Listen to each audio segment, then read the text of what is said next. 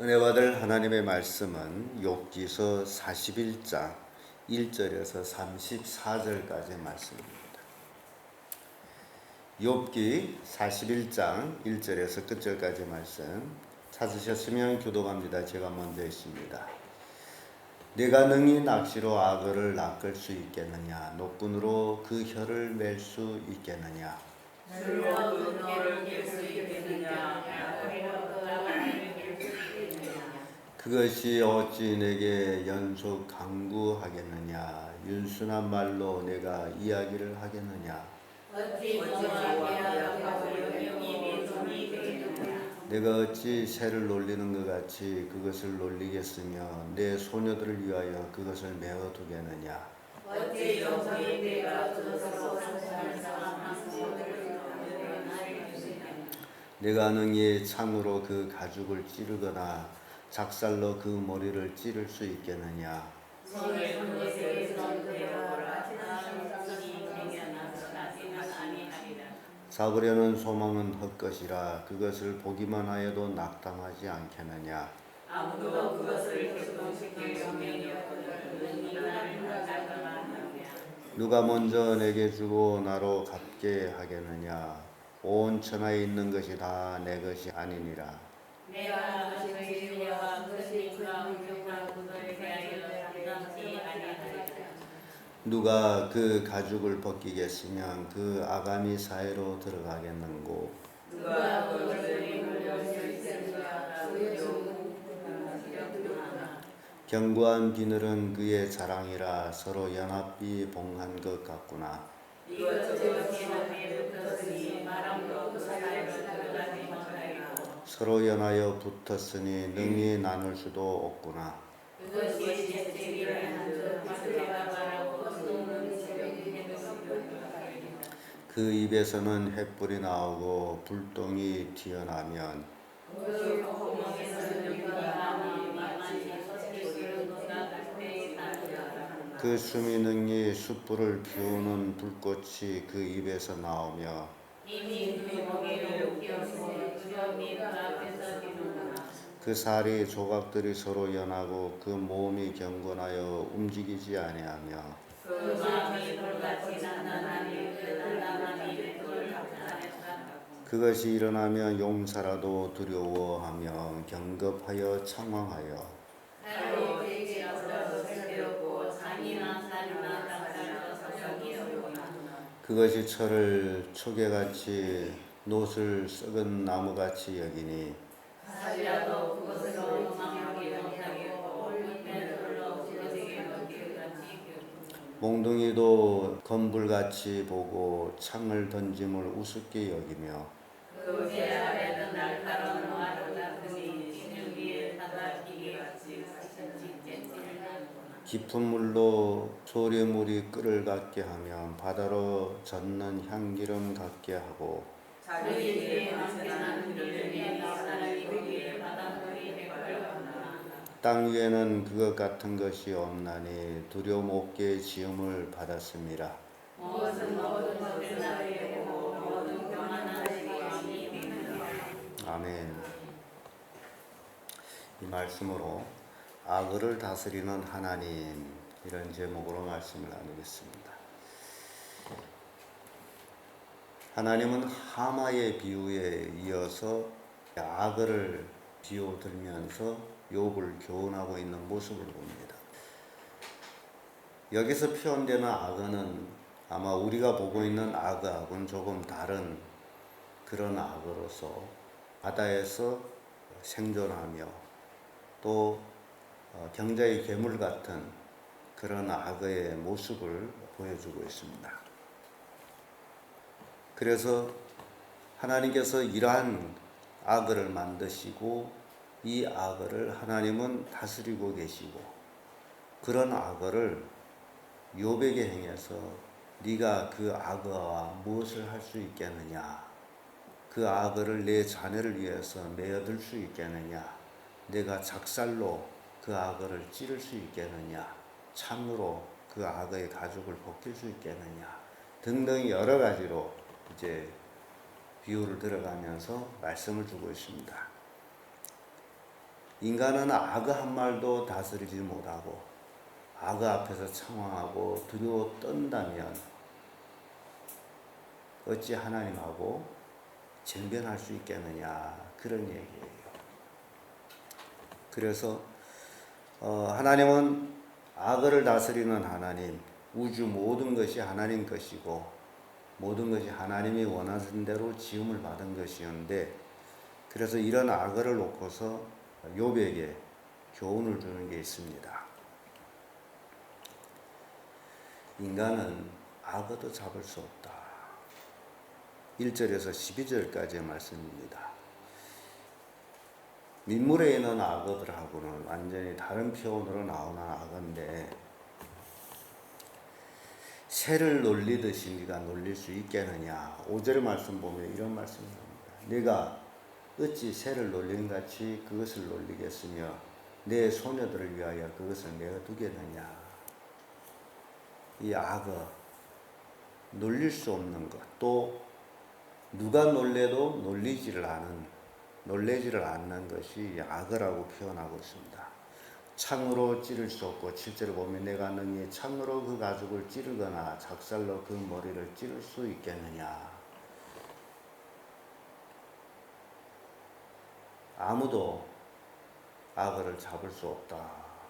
바다의 괴물과 같은 그런 존재라는 거죠. 손을 그에게 좀 대어보라. 싸울 일이 생각나서 다시는 아니하리라.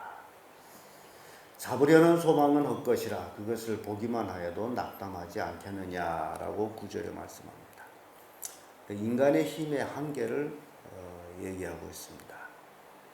우리 인간이 굉장히 교만해져 가지고 하나님을 대적하고 그런 모습들을 보고 있는데, 하나님이 만들어 놓은 피조물 악어 앞에서도 사람은 두려워하고 낙담한다면, 그러면 하나님과 어떻게 대상이 되겠느냐, 그 얘기죠.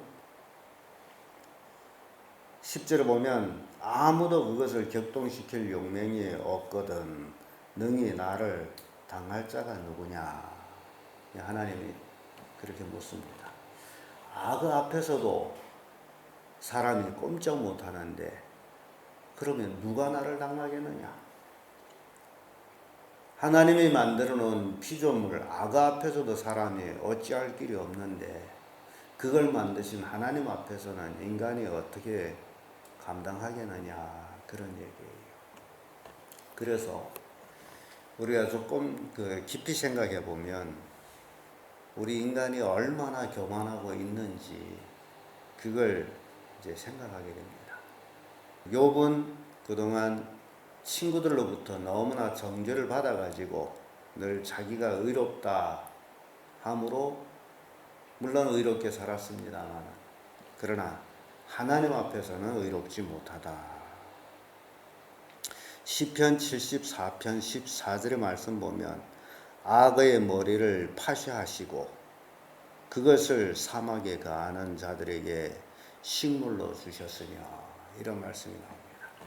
하나님만이 악어를 잡아가지고 각을 내서 사막에 가하는 자들에게 식물로 줄 수 있는 분이시다.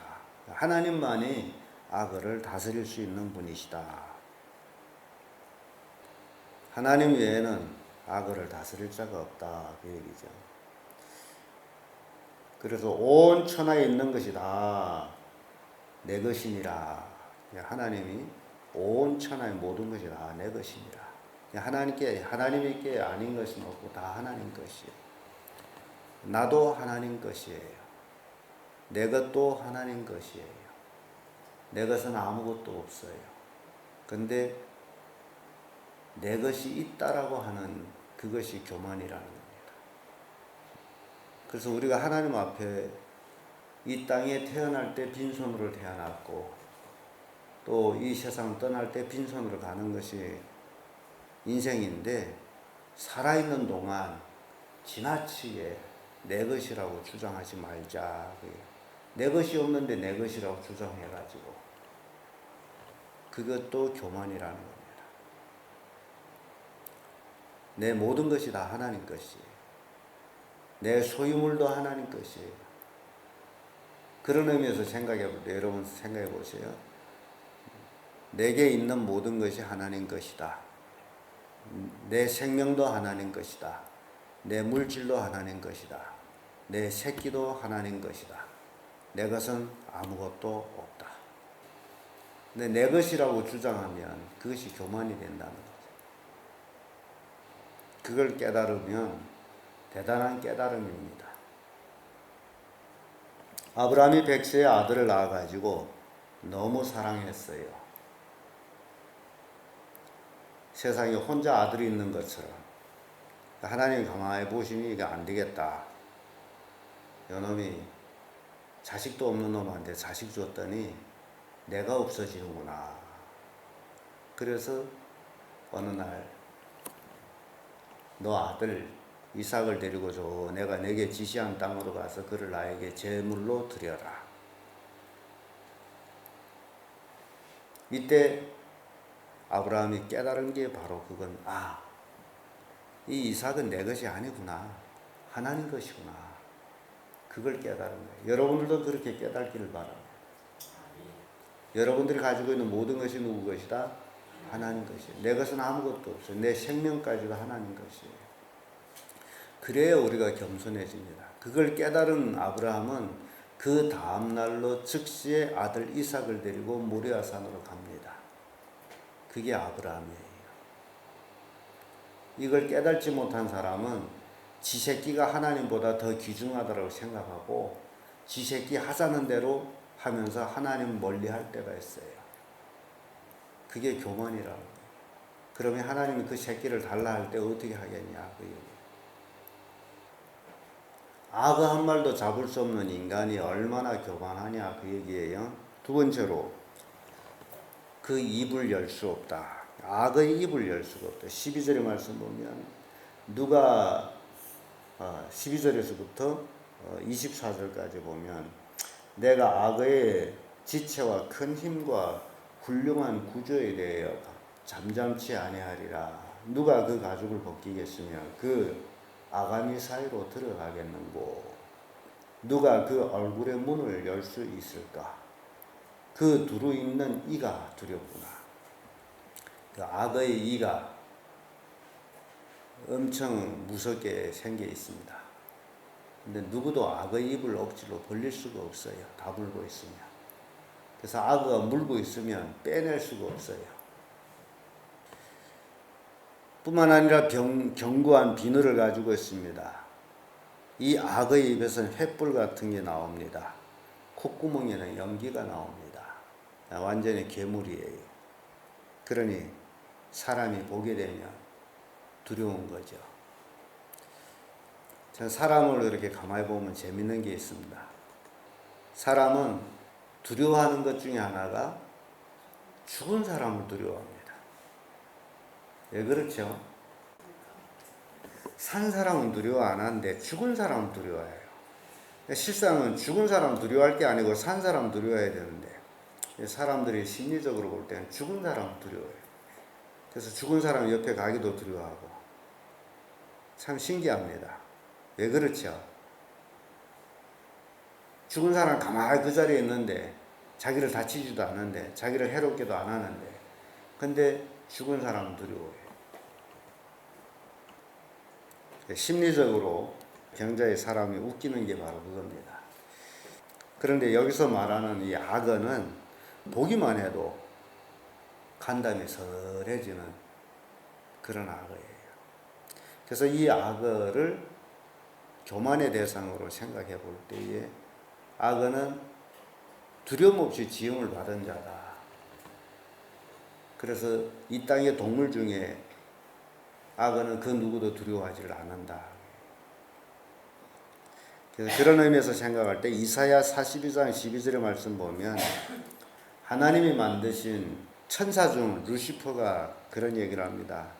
내가 가장 높은 구름에 올라 지극히 높은 자와 비길이라. 천사 루시퍼 천사도 지음을 받을 때에 완벽하게 지음을 받았다. 완벽하게. 그래서 생각하는 것이 나보다 더 완벽한 자가 누구일까? 이 세상에는 없구나. 그러면 누가 있느냐 했더니 하나님이구나. 그럼 내가 좀 하나님과 한번 비교해 보자. 누가 더 완벽한가? 그게 루시퍼 천사 생각이었습니다. 자기가 볼 때는 자기나 하나님이나 별 다른 점이 없었어요. 이게 교만이라는 겁니다. 악어는 이 땅에 당할 자가 아무도 없어요. 그래서 굉장히 교만하게 되어 있습니다. 이사야 2장 11절 말씀 보면 그날에 눈이 높은 자가 낮아지며 교만한 자가 굴복되고 여호와께서 홀로 높임을 받으시리라.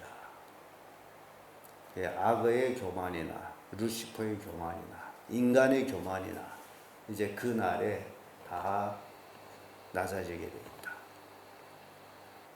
왜냐하면 악어를 25절에서 34절에 표현하기를 용사도 두려워한다 그러죠.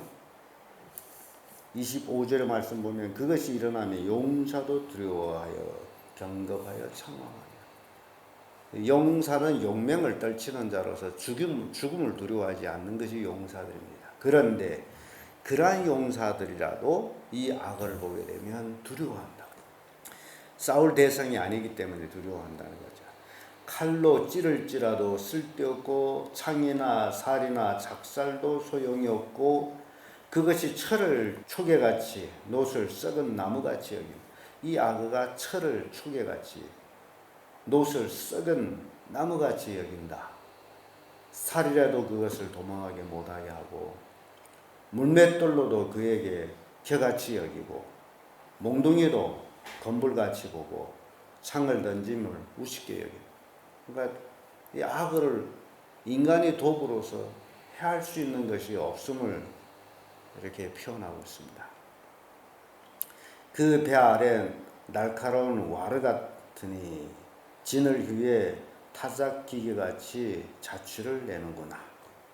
깊은 물로 물이 끓음 같게 하며 바다로 젓는 향기름 같게 하고 자기 뒤에 광채나는 길을 내니 사람이 보기에 바닷물에 백발 같구나.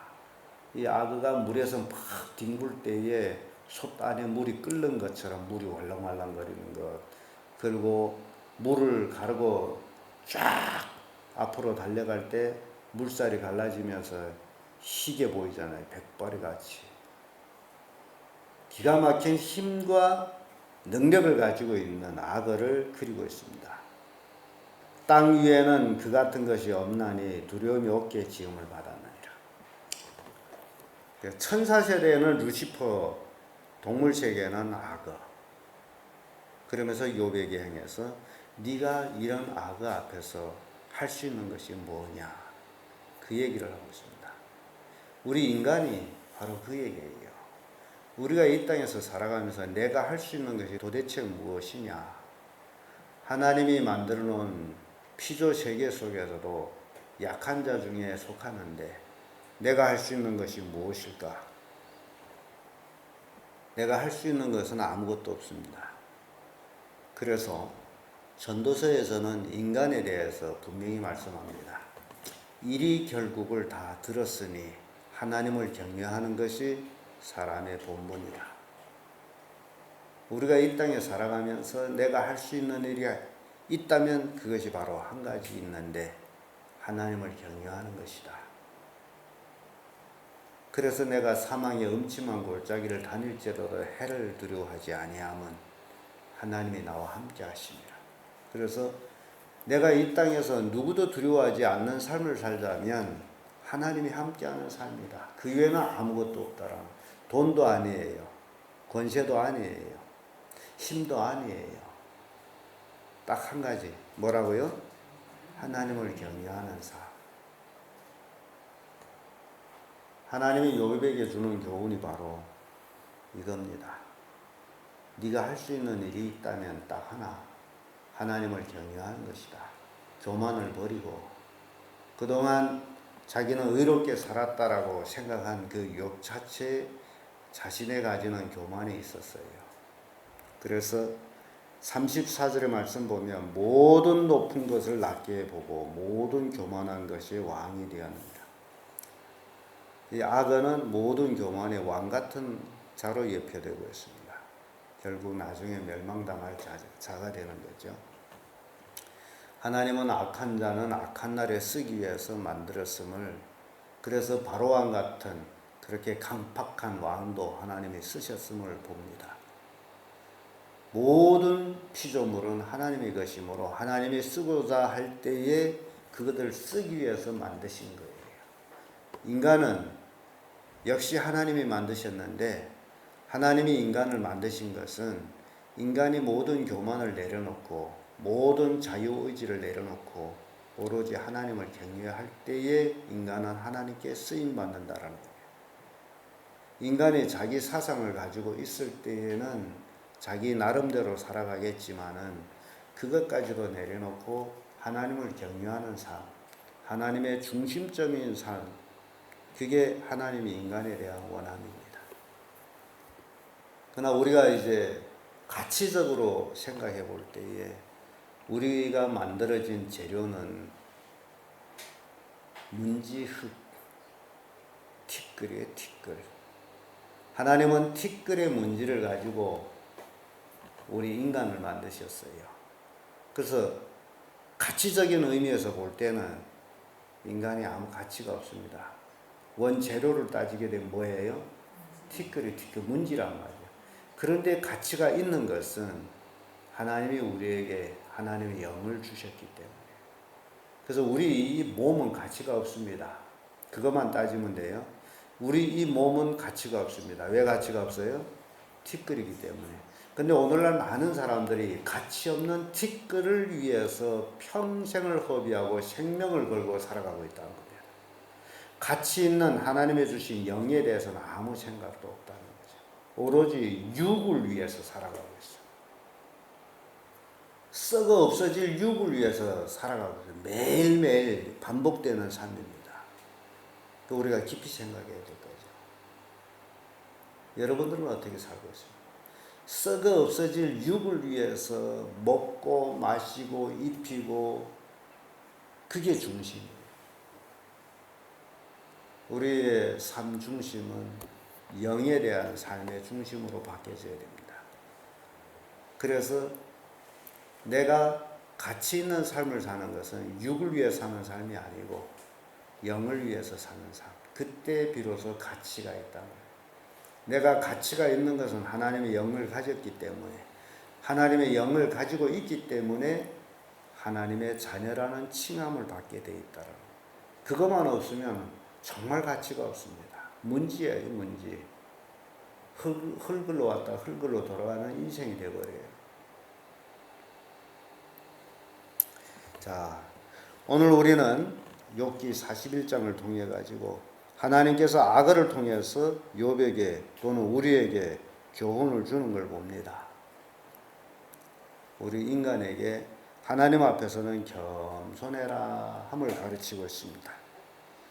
하나님만이 모든 것이 소유자이시면 주관자이시다. 그러므로 하나님 앞에 쟁변할 인간은 아무도 없고 오로지 하나님 앞에 겸손하게 하나님을 높이는 삶을 사는 것이 인간의 본분이다. 그걸 깨우쳐줍니다. 우리가 잘난 것도 없고 잘한 것도 없고 할 수 있는 것도 없고, 우리가 할 수 있다라면 오로지 하나님을 경외하는 것. 그것이 내 평생의 삶이어야 한다는 것. 그것을 하나님이 원하고 계시다라는 것입니다. 그래서 오늘 악을 다스리는 하나님을 통해서 정말 우리가 하나님 앞에 겸손하게 하나님을 경외하는 자가 되자, 그런 교훈을 주고 있습니다. 기도하겠습니다.